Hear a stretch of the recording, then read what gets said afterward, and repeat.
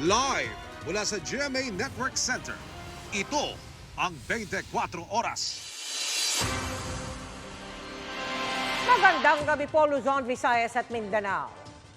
Lumalabas na isang kinumpuning lumang barko ang lumubog na MT Princess Empress. Ayon kay Justice Secretary Crispin Remulla, base sa isinagawang investigasyon ng NBI. Ang testigong hawak ng NBI tungkol diyan, eksklusibong nakapanayam ng GMA Integrated News. Bahagi raw siya ng nagsagawa ng rehabilitasyon sa barkong dati palang LPG tanker at tinatawag na MT Dorothy. Pero bukod sa katandaan, may isa pa raw nilabag ang barko na iniimbestigahan na ng Justice Department. Narito po ang pagtutok ni John Consulta, exclusive. Tanda na, scrap na nga eh. Scrap na. It's probably 50 years old. Yan daw ang lumabas sa investigasyon ng NBI kaugnay sa lumubog na oil tanker na MT Princess Empress ayon kay Justice Secretary Crispin Remulla. Yung sinabi sa Coast Guard na bagong-bago yung barko, parang may intent to deceit na sa simulat sa pool pa lang. Sabi ni Remulla, sa ginagawa nilang investigasyon sa paglubog ng tanker na nagdulot ng oil spill sa Mindoro at karating lugar, may hawak na silang testigo na nagbigay na ng salaysay. May affidavit na kaming hawak ng isang taong nakakaalam ng pangyayari tungkol sa barkong ito. Ang taong ito, eksklusibong nakapanayam ng GMA Integrated News. Itatago natin siya sa pangalang Dodong, na bahagi raw ng team na nagkumpuni sa barkong tinatawag ngayong MT Princess Empress. Ipinakita sa amin ni Dodong ang ilang larawan at video ng isinagawa nilang rehabilitasyon. Bago raw ito naging MT Princess Empress, ito raw muna ang MT Dorothy, isang LPG tanker. Nang mabili raw ito ng bagong may-ari, isinailalim daw ito sa rehabilitasyon sa Navotas noong 2020. Scrap value na yun eh. Anong ibig sabihin sir? Hindi na pwede pakinabangan? Pwede na pambinta na lang sana sa junk shop. Junk shop na dapat. Kaso yung ilalim hindi napalitan. Pag may porso na luma. Yung butong. Yung ilalim. Yung ilalim. May mga patse-patse. Na-repair yung iba na luma na talaga. Pinahaba, pinataas, pinalapad at nilagyan ng bagong inner hull. Kinabitan naman daw ng mga bagong equipment ang barko. Sa 100% sir, ilan ang bago, ilan ang luma? Sa 100% siguro yung luma doon mga 30%. Ano bang problema sa pagkaluma, yung may kalumaan na talaga? Mabilis mabutas sir. Kasi ano yun eh. Hindi na siya makapal yung plancha. Sabi ni Dodong, nung una, gagawin dapat na barko para sa buhangin ang Dorothy. Pero nagbago raw ang isip ng may-ari at ginawa na lang tanker sa loob ng 5 buwan. Sabi raw ng may-ari, gawing tanker. Kasi maganda yung kita. Kaya kinonvert ulit sa tanker yun. Ang mga nalalaman ni Dodong, ibinahagi na niya sa isang affidavit na hawak ngayon ng NBI Environmental Crime Division. Kinuha namin ang panig ng RDC, Royal Marine Services Incorporated, ang may-ari ng lumubog na MT Princess Empress. Sa isang text message, pinabulaanan nila ang impormasyong luma na ang kanilang barko.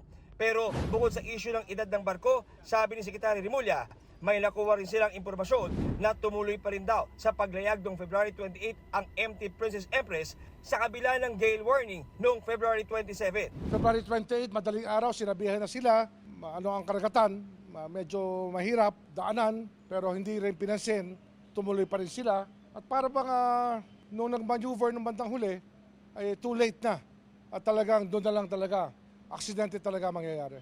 Sinusubukan pa namin kunin ang panig ng may-ari ng barko ukol dito. Para sa GMA Integrated News, John Consulta, nakatutok, 24 Oras. Samantala, hindi na raw magkokomento ang may-ari ng MT Princess Empress na RDC Real Marine Services sa mga sumusunod na punto. Una, sa alegasyong ginawa raw ang barko para magkarga ng buhangin. At pangalawa, sa alegasyong hindi raw sumunod ang barko sa gale warning ng Pag-asa. Bilyong-bilyong pisong halaga ng droga ang winasak ng PIDEA matapos maungkat sa Kongreso ang umano'y recycling ng droga at ang paghingi raw ng mga informante na komisyon na droga. Saan ba talaga napupunta ang mga nasasabat na kontrabando? Ang sagot ng PIDEA sa pagtutok ni JP Soriano. Mahigit 3 tonelada na droga na may street value na mahigit 19 na bilyong piso ang inilatag ng PIDEA dito sa isang thermal decomposer facility sa 13 Martires, Cavite. mga nasabat ng iba't ibang ahensya sa magkakahiwalay na operasyon sa nakalipas na 3 taon. Kumuha ng mga sample ang mga PIDEA laboratory technicians at tinest ito.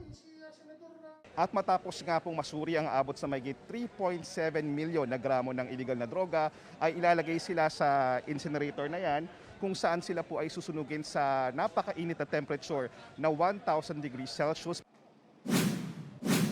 Ikinandado ang incinerator para simulan ang pagsunog na sinaksihan ng mga taga-DOJ, DILG, ilang NGOs at law enforcement agencies. Ang pagwasak sa mga illegal na droga, ginawa sa gitna ng mainit na usapin ngayon ng recycling ng droga. Sabi kasi ng impormanting humarap sa executive session ng Kamara, mga operatiba raw mismo ng gobyerno ang nagbibigay sa kanya ng recycled drugs. Sabi ni Congressman Ace Barbers, 30 hanggang 70% ng mga nasasabat na droga ang ibinibigay na pabuya sa mga impormante. If you have 1 kilo apprehended, 30% goes back to the street. Yung asset kasi, meron siyang link with the users and the drug lords. So, kaya pala paulit-ulit, no? Balik-balik yung droga sa kalsada o yung illegal substance sa kalsada. Sabi ni PIDEA Director General Moro Virgilio Lasso, may mga impormanteng humihingi sa kanya ng cut sa masasabat na droga, pero tinanggihan niya ito. Ang tanong kahapon ng ilang senador kay Lasso, bakit hindi niya piniga ang mga nasabing impormante kaugnay sa impormasyong ibinigay sa kanya? Sabi ni Lasso ngayon, sinusubukan na niyang itong makontak muli. Para po tanungin sa kanila kung willing ba nilang i-divulge yung mga tinutukoy nila na nagbibigay sa kanila ng confiscated drugs as a form of reward. Suportado ng Presidential Anti-Organized Crime Commission o PACC ang ginagawang imbestigasyon kaugnay sa umano'y recycling ng illegal na droga at ang paghingi ng komisyong droga ng mga impormante. Hindi naman masamang magbigay ng reward dun sa mga impormante, but hindi drugs. And it should be properly documented. Dahil muling naungkat ang issue ng recycling ng droga, tinanong ng GMA Integrated News ang direktor ng laboratory service ng PIDEA, saan ba napupunta at ano ang nangyayari sa mga nasasabat na droga gaya ng shabu, cocaine, marijuana at iba pa. Sabi ng PIDEA, lahat ng nasasabat ay dumaraan sa pagsusuri upang makumpirma kung illegal drugs nga ito. Kung positibo, ipapasok ito sa PIDEA Laboratory Evidence Room. Meron daw itong 3 makakapal na pader, may CCTV at may biometrics bago mapasok ang silid. 3 opisyal ng PIDEA ang may hawak ng 3 susi para mabuksan ang main door. So hindi pwede na isa lang ang magbubukas, so dapat 3. Tapos 3 layers yung physical security niya. Yung mga yung pader naka 3 layers siya. Para matiyak na hindi maibebenta at iikot lang sa merkado ang mga nakumpiskang iligal na droga, naglabas ang Korte Suprema noong 2021 ng mga alituntunin kung saan nakasaad na maaari nang hilingin na otoridad sa korte ang agarang pagsira sa mga nasabat na droga kahit wala pang criminal charges na naihahain sa mga drug suspect. Pero sa kabila ng nasabing gabay mula sa SC, marami pa ring mga illegal drugs ang mga nasa evidence facilities ng PIDEA na nag-aantay pa ng mga kaukulang orders bago tuluyang sirain. Para sa GMA Integrated News, JP Soriano, nakatutok 24 oras. Inaasahan na raw ang mataas na demand ng isda ngayong panahon ng Kwaresma. Pero sabi ng BIFAR, buong 2023 raw, talagang mas mataas yan kumpara sa supply. Apektado ba ang presyo at paano naman yan tinutugunan ng gobyerno? Nakatutok si Bernadette Reyes. Tuwing Biyernes sa panahon ng Kwaresma o Lenten season, nakagawian na ng mga Katoliko ang pag-iwas sa pagkain ng karne. Ang ilan, isda muna ang inuulam. Yung dapat kainin, pagka Holy Week, bawal din po yung baboy daw, tsaka mahal din talaga. Yun na ang nakalakhang ko Saka na lang kami titikim ng karne pagkabuhay. Ayon mismo sa Bureau of Fisheries and Aquatic Resources, inaasahan nila ang pagtaas ng demand sa isda tuwing Kwaresma. Ang pwestong ito nga sa Marikina Public Market, maaga nang nauubusan ng panindang isda. Yun po talaga, ma'am, mabili sa amin yun.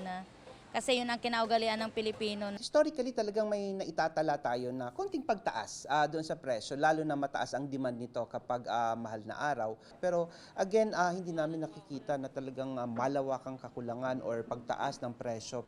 Paano naman para sa buong 2023? Ayon sa Bureau of Fisheries and Aquatic Resources, open season ngayon ng pelagic species. Kaya naman sagana ngayon ang supply ng mga isda gaya ng galunggong, tulingan at alumahan. Pero ayon din sa BFAR, kung susumahin ang kabuuang supply at demand ng isda ngayong taon, may kakulangan na 166,000 metric tons. Isa raw sa dahilan ng tinatawag na production loss o hindi na mapakinabangang huli na tinatayang nasa 25 hanggang 40%. Ito rin na naging obserbasyon ng Food Security Advocacy Group na Tugon Kabuhayan. Bukod rito, may mga indikasyon ng overfishing sa ilang lugar. By itself, we are already sufficient. No? Ang problema lang natin, yung ating produksyon, hindi naman natin napapakinabangan lahat kasi marami tayong losses. Nauna nang sinabi ni Pangulong Bongbong Marcos na tutugunan ang mga problema ng fishing industry sa pamamagitan ng pagpapatayo at pagsasaayos ng mga fish port at mga cold storage facility. Nandyan yung pagpapalawak natin sa operations ng ating mga mariculture parks.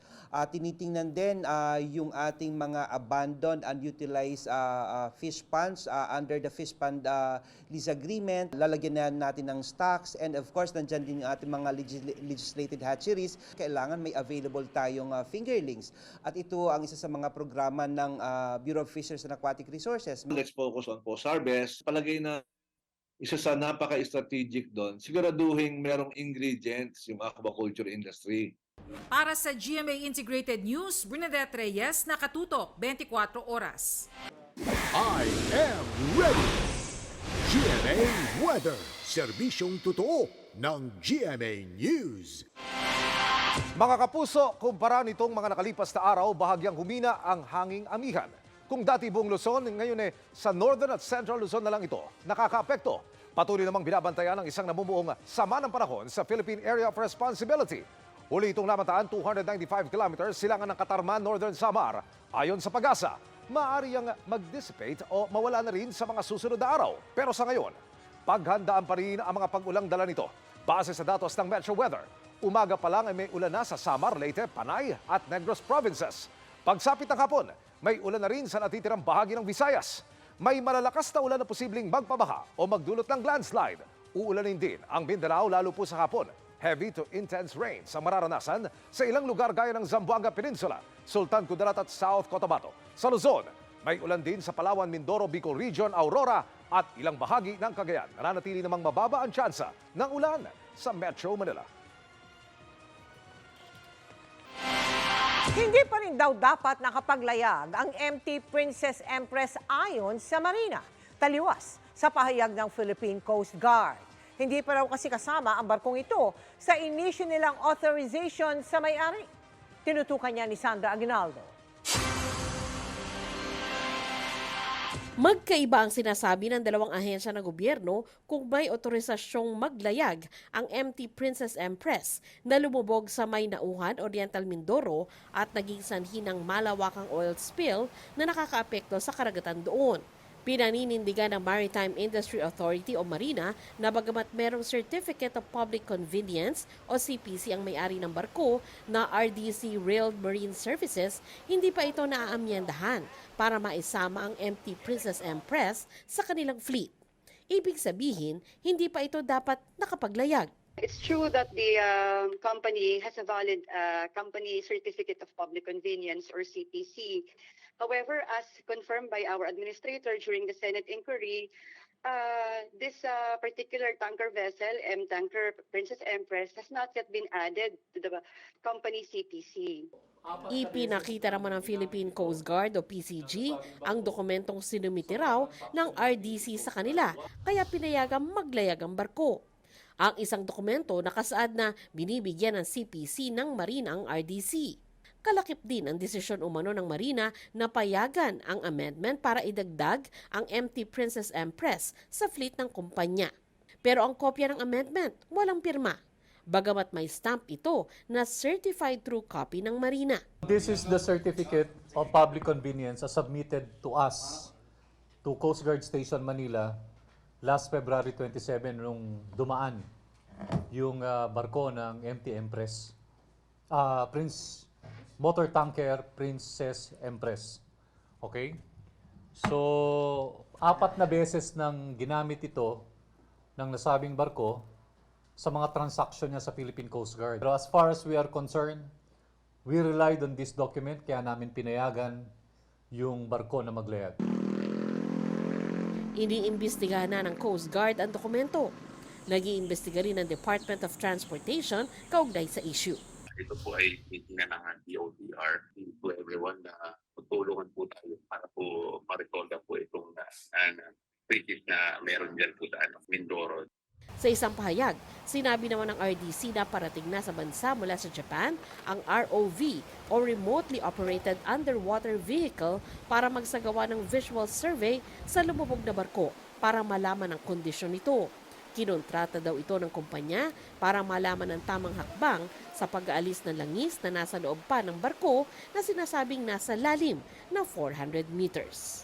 Para sa GMA Integrated News, Sandra Aguinaldo, nakatutok 24 oras. Handa na raw ang Ninoy Aquino International Airport sa posibleng dagsa ng mga pasahero para sa Semana Santa.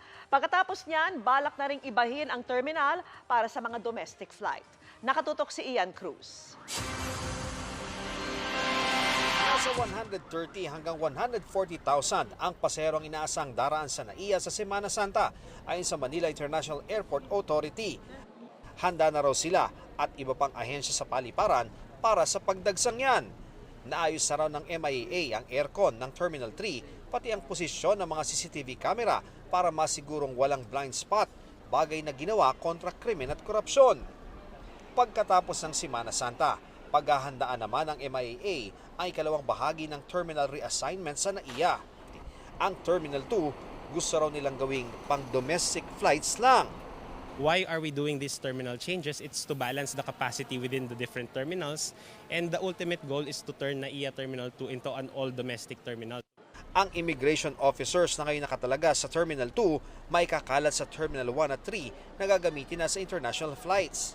Yung talagang magagaranti natin na malilesen ang pag-offload is yung mga ibang naiiwanan dahil naiipit sila sa pila. Because may congestion at certain times of the day. Sa ikatlong quarter ng taon, may bubuksan din daw silang special lane. Dati-rati mga shops yung narito sa lugar na ito pero ngayon gusto na itong i-convert ng MIAA sa OFW channel kung saan dito na daraan ang ating mga OFW para sa kanilang final screening pati na ang pagdaan nila sa immigration. Pwede ring dumaan dito sa special lanes ang PWDs at senior citizens. Mas maganda kasi mas komportable yung mga tulad namin na OFW, hindi namin kailangan makipagsiksikan sa mga bakasyonista, sa mga ibang pasahero. Para sa GMA Integrated News, Ian Cruz, nakatutok 24 oras. Back to the Philippines, ang kapuso fashion icon na si Heart Evangelista kasunod ng kanyang workation sa Europe. At si Asia's multimedia star Alden Richards naman may comeback din sa EB stage. Makichika kay Aubrey Carampel. Marami ang nagulat nang muling masilayan si Asia's multimedia star Alden Richards sa episode ng Itbulaga nitong Sabado. Kwento ni Alden, naging emotional siya sa kanyang pagbabalik sa EB stage dahil mahigit 1 taon daw siyang hindi nakapasok sa noontime show para mag-focus sa ibang showbiz commitments sa kanyang mga business, pati na raw sa kanyang esports company. Pagpasok ko sa studio, sa backstage, pagdating ko sa loob, niyakap nila ako lahat isa-isa. Yung yakap ni Mr. Tobiera sa akin was very much, yun yung ipigilan ko na, okay. Si Mama Alan kay sabi niya na kahit saan ka man mapunta sa mundo, kahit gaano man katagal mawala, bukas ang Itbulaga para sa'yo palagi, Alden Richards. So yun, parang true enough, yun yung nagpatunay doon. Sa ngayon, may mga pinaghahandaan na raw si Alden ng mga proyekto kabilang ang paggawa ng pelikula at upcoming TV shows. Magsa-start na rin ako mag-taping ng bagong hosting job natin, hosting show natin, na hindi ko pa pwedeng sabihin. There will be another acting project. Balik Pinas naman si international fashion and style icon Heart Evangelista na fresh from Milan and Paris Fashion Week. Almost 3 weeks daw sa Europe si Heart na kinuha na rin ang pagkakataon para ayusin ang kanyang Paris apartment. Viral nga ang litrato ni Heart kabilang ang pagbubuhat ng palm tree na ilalagay niya sa kanyang bahay. Sa kabila nito, enjoy daw si Heart sa paggawa ng errands doon. Yun ang reality eh. Hindi naman tayo, that's what I like about Paris. You're all normal people doing your own thing, riding the taxi, going to the market, and I really enjoy that. Narito raw si Heart para gawin ang ilan sa kanyang showbiz engagements. I'll be leaving, I think, in a week's time, and after that, I'm leaving again for Paris and New York for work. Yes, and hopefully, I think Belgium. Holy Week, baka dito lang muna ako kasi may trabaho din ako and spend time with the family. Aubrey Carampel, updated showbiz happenings. Magdadalawang taon na o halos 700 araw mula nang may unang napaulat na nawawala. Pero hanggang ngayon, hindi pa rin nakahanap ang 34 na nawawalang sabungero sa Metro Manila at mga karatig na probinsya. Ang ilan sa kaanak ng mga nawawala, nababagalan daw sa usad ng kaso. Kaya hanggang ngayon, nangangapa pa rin sa dilim at patuloy na sumisigaw ng hustisya. Yan ang aking eksklusibong tinutukan. Makikitang magkakasamang nagpakuha sa litratong ito ang ilan sa mga kaanak ng nawawalang sabungero, kasama ang isabong operator na si Charlie Atong Ang. Kuha raw ito noong March 2022, makaraang mag-adjourn ng Senate hearing kaugnay ng mga missing sabungero.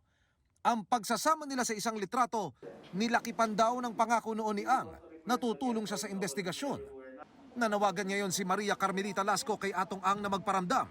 Siya ang ina ni John John, ang master agent na dinukot sa San Pablo, Laguna. Noon sinabi niya na nangako siya sa amin na tutulungan kami sa kaso ng anak ko na sabi niya, pa-hospital pa nga niya ako eh. Sabi niya, yung mga taong involved dito sa kasong to, mahuli. 3 pulis Laguna na may kinalaman umano sa pagkawala ni Lasco ang nasa kustodiya na ng mga otoridad. Pero para sa kapatid ni John John na si Charlene, marami pang dapat papanagutin. 15 ho ang dumukot sa kapatid ko. Sino-sino kaya ito? Hindi natin alam. So, nire-request namin ang mga kapulisan na sana ma-interrogate itong mga suspect na to ng maigi para magsabi at sabihin nila kung ano ang naging partisipasyon nila. Kami po ay humihingi ng tulong kay Chief PNP Azurin at saka kay CIDG Director Karamat na siyang humahawak sa aming kaso ngayon na masusing imbestigahan din yung naging team leader ng mga pulis na to noong mga panahon na yon. Baka sakaling may mahita sila dito. Si Butch Inonog, ama ni John Claude, na dinukot naman kasama ng 5 iba pang sabungero sa Manila Arena. Nanawagan din kay Ang at sa mga gwardya ng sabungan na tuparin ang kanilang pangakong makikipagtulungan. Nasaan po yung pinangako ninyo sa amin? Kami po nakikiusap lang sa inyo.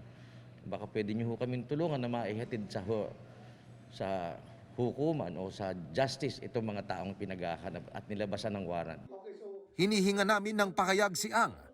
Nilabasan na ng korte ng warrant of arrest ang 6 na gwardya ng Manila Arena noong Disyembre 2022. Pero hanggang ngayon, ni isa, wala pang nahuhuli ang pulisya. Gusto rin daw lang nilang malaman, nasan ba talaga ang kanilang kaanak? Malaman lang namin kung saan nila tinapon. Kahit pulbos yan, kukuhain ho namin. Pati si Isabelita Bakay, ina ni Marlon at James, hanggang ngayon parang nangangapa pa rin sa dilim. Sana naman po, bigyan niyo ng pansin na masolve na po ito kasi 14 months na po ang paghihirap na aming mga kalooban. Ayon sa mga otoridad, aside doon po sa 2 cases, so with respect po doon sa Manila Arena, may mga warrants of arrest na po nga na-issue po doon sa mga identified po na perpetrators. Doon po sa kaso po ni yung master agent po na nangyari po noong August 2021 ay may mga inilabas na rin pong warrants of arrest at kasalukuyan pong nakakulong, particularly yung 3 pulis po na napangalanan. Doon po sa kaso ni Michael Bautista, kung saan na napanood po natin yung may viral po na video wherein yung isa po doon sa isa po doon na suspect ay na-identify ay siya rin pong nasampahan ng kaso with respect po doon sa Manila Arena case. So, ang tinitingnan po natin dito ay yung mga insidente po na ito, 8 insidente involving 34 missing cockfighting aficionados ay maaaring isang grupo lamang po talaga ang may kinalaman dito. Tuloy-tuloy lang po kami. Pag mag-alala, hindi ko kami titigil. Next week ako patawag sila. Baka sa Miyerkules, ipatawag ko sila muli. Kanina, nakatanggap ng dokumento mula sa husgado ang ilan sa mga pamilya ng nawawalang sabungero. Ito ang manifestation with submission of conformity, kung saan nakasaad na tinatanggap ng Fortune and Santos Law Office ang pagbibigay ng legal service sa 5 gwardiya ng sabungan na nilabasan ng warrant of arrest. Kinumpirma ito ni Attorney Raymond Fortune sa GMA Integrated News, pero tumanggi nang magbigay ng dagdag na pakayag ukol sa kaso, maging ang kanyang partner na may hawak nito na si Attorney Santos. Para sa GMA Integrated News, Emil Sumangil, Nakatutok, 24 Oras. Hanggang sa maihatid sa uling hantungan, naghahanap pa rin ng katarungan ang mga naulila ng pinaslang na si Negros Oriental Governor Roel Degamo. Sa gitna niyan, binigyan naman ng 5 araw ng Kamara si Congressman Arnolfo Teves para magpaliwanag sa hindi pa rin niya pagpasok. Yan ang sanib puwersang tinutukan ni Tina Panganiban-Perez at Chino Gaston. 21 putok ng baril bilang pamamaalam kay Negros Oriental Governor Roel Degamo. Dito sa compound ng pamilya sa barangay Bonawon sa bayan ng Siaton, inilagak ang labi ng gobernador katabi ng kanyang yumaong ina at kapatid. Wala na si Degamo, pero tuloy ang paghahanap ng hustisya ng kanyang pamilya. Justice for Roel Degamo! Si Congressman Arnie brags about what he can do and how he can do it. Umuwi na lang siya, magpakita siya, harapin niya yung kaso niya. Tahimik man sa ngayon ng buong Negros Oriental dahil sa dami ng mga sundalo at pulis na nagbabantay, hindi raw mananahimik ang pamilya Degamo at kanyang mga kaalyado para isulong at ipanawagan ang hustisya at mapakulong ang mga nasa likuran ng kanyang pagpatay.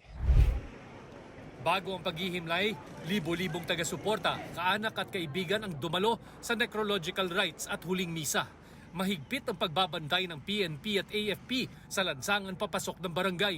Pinapara at iniinspeksyon ang mga dumaraang sasakyan at ang bawat dadalo, kinakapkapan at pinabubuksan ang mga dalang bag. Kasabay ng paghihigpit ang tuloy pa ring paghahanap ng mga otoridad sa 4 na nalalabing suspect sa pagpatay kay Degamo. Sa 5 suspect na nasa kustodiya na ng mga otoridad, 4 ang nasampahan na ng kasong murder kaugnay ng pagpatay. Isang suspect naman na dating miyembro ng Philippine Marines, hawak pa ng CIDG Region 7.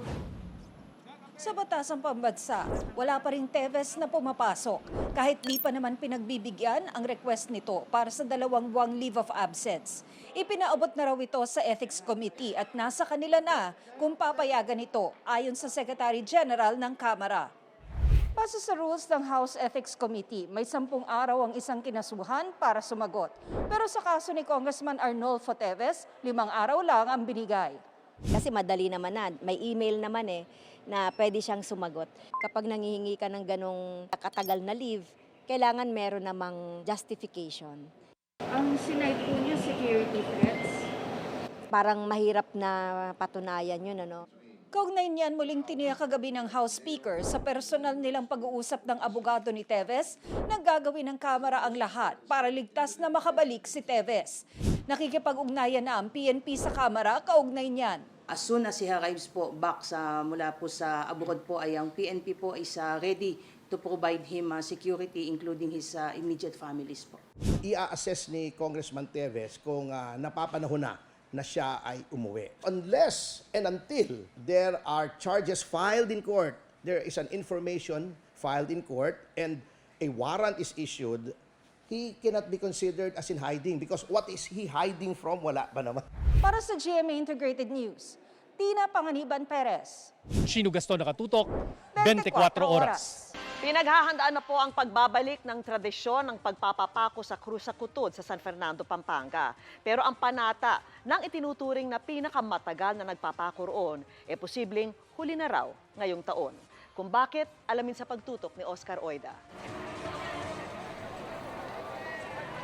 Halos taon-taon, isa si Ruben Inahe sa mga kalalakihan na nagpapapako sa krus kapag Biyernes Santo sa San Pedro Kutod sa Pampanga. Bahagi raw ito ng kanyang panata tuwing Semana Santa. Ang mga pagpapapako na yan, 2 taong natigil dahil sa mga pag-iingat sa COVID-19 pandemic. Ibabalik na raw ang nakasanayang paggunita kabilang ang pagpapapako sa krus ng mga namamanata. Si Inay na ang itinuturing na pinakamatagal na nagpapapako sa Kutod. Kung sakasakali, ito na ang kanyang ika-34 na taong magpapapako. Ang hihilingin daw ni Inay sa taong ito, tuluyan na raw sanang maglaho ang COVID-19. Pero ayon kay Inay, posibleng ito na umano ang huling pagkakataon na magpapapako siya sa krus. Nararamdaman ko yung katawan ko, hindi na kaya. Naghahanda na rin ang barangay sa pagdagsa ng mga manonood, pero paalala nila sa mga pupunta. Face mask at social distancing po. Muli namang paalala ng CBCP, ang pagpapapako sa krus ay hindi bahagi ng tradisyon ng simbahang Katoliko. Gawa lang ng ibang mga tao na naniniwala na kapag sila ay nagpapako sa krus o di kaya naglatigo ng sarili, mapapatawad yung kanilang kasalanan. Ang pagpapatawad ng kasalanan ng pinag-uusapan, kumpisa lang kinakailangan. Ayon sa pamunuan ng simbahan, ang panahon ng Semana Santa ay panahon ng pagsisisit, pagtitika sa mga kasalanan at pagbabalik loob sa Panginoon. Pero sana raw ginagawa natin ito di lamang panahon ng Kwaresma, kundi pati na rin sa ating pang-araw-araw na pamumuhay. Para sa GMA Integrated News, Oscar Oida, nakatutok, 24 oras. Pinangunahan ni Pangulong Bongbong Marcos ang pagpapasinaya ng Kadiwa Store sa Pili sa Camarines Sur. Sa kanyang talumpati, ibinida ng Pangulo na malapit na raw maabot ang pangako niya noong 20 piso kada kilong presyo ng bigas. Nasa 25 pesos na ang NFA rice sa mga Kadiwa Store, pero hindi ang mga regular na bigas sa mga palengke. Pinangunahan din ng Pangulo ang magkahiwalay na groundbreaking ceremony ng 2 pabahay ng gobyerno sa Naga. Aabot sa mahigit 10,000 residential unit ang ipapatayo sa ilalim ng provincial government, habang mahigit 1,000 unit naman sa ilalim ng city government. May kilig na tawagan na sina Julian San Jose at Raver Cruz sa isa't isa. Plus, marami pa silang inamin sa Fast Talk with Boy Abunda. Makichika, kikatatibayan. Kilig feels galore ang episode ng Fast Talk with Boy Abunda ngayong hapon dahil special guest sina Asia's Limitless star Julian San Jose at Kapuso Heartthrob Raver Cruz. Inamin ng dalawa na mahal na ang tawagan nila sa isa't isa. At syempre, may pangako na ang Juliver sa isa't isa. This is it. Kung hindi mo man alam, pero I'm getting ready. Kasi ikaw na talaga yung nakikita ko na makasama ko. Basta kung nasan ka doon ako. In tandem o bilang duo silang sumalang sa Fast Talk. My soulmate. Sumalang din sa Red Thread of Fate ang Juliver, kung saan My soulmate! sa panayam naman ng GMA Integrated News kay Julie, excited na raw siyang mapanood ng fans ang upcoming movie nila ni Raver na The Cheating Game. Very relatable ang movie na ito. It doesn't only happen in relationships but, in life as well. When sometimes life's being unfair to you. Pagdating sa pag-ibig, marami raw realization si Julie. When you're loving the right person, you're at peace and you're secure. Kapag minamahal mo yung sarili mo ng tama, doon nagre-reflect yung pagmamahal mo sa ibang tao. You see it in Raver? Yes. Kasalukuyang napapanood naman ng Juliverse sa pinakabagong season ng The Clash. Mahusay raw ang bagong clashmates this season. Makikita mo yung growth nila sa bawat episodes na grabe, ang galing talaga nila. Manalo matalo. Nire-remind namin sila na hindi naman doon talaga nagtatapos yung journey nila. Katatibayan updated sa showbiz happenings.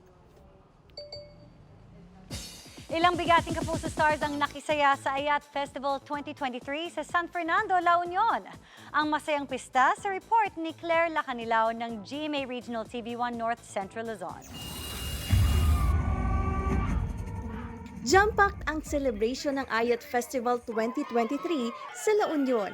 Sa Kapuso Fiesta nitong Sabado sa Poro Point Baywalk sa San Fernando City, dumagsa ang fans na enjoy sa performance na handog ng ilang Kapuso at Sparkle stars. Kinakiligan ang pangaharana ni Kapuso Drama King, Dennis Trillo. May kilig duet din ang Love is Caught in His Arms at In My Dreams Love Team, Allen Ansay and Sofia Pablo. Natutuwa lang po ko sa mga teleserye po nila ganon. Sa pagiging parang couple. I love you, Sophia Allen! Di naman nagpahuli sa pagbirit si The Clash Season 3 winner, Jessica Villarubin. Nag-perform din sina Arabella stars Clea Pineda, Althea Ablan, and Xavier Ramos.